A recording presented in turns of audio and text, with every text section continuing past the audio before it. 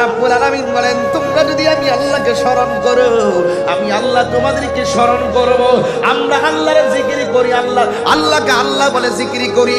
আমরা নামাজের মাধ্যমে আল্লাহকে স্মরণ করি, আমরা রোজার মাধ্যমে আল্লাহকে স্মরণ করি, আমরা যাকাতের মাধ্যমে আল্লাহকে স্মরণ করি, আমরা আল্লাহর নাম জিকিরের মাধ্যমে স্মরণ করি, আমরা ভালো কাজের মাধ্যমে আল্লাহকে স্মরণ করি। ও আল্লাহ গো, আমরা তো তোমাকে ইবাদতের মাধ্যমে স্মরণ করি।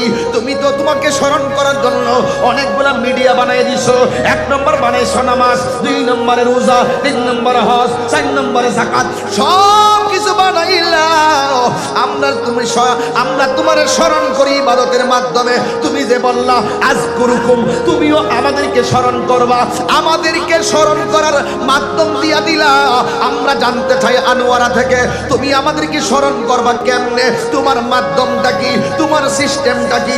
আযকুরুকুম তাফসীর খুললা দেখেন, না দেখাইতে বললে কান কেটে দিয়ে যাব।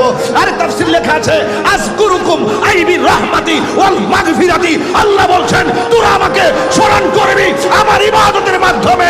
আমি তোদেরকে এতই মায়া করে বানিয়েছি, এতই দয়া করে বানিয়েছি।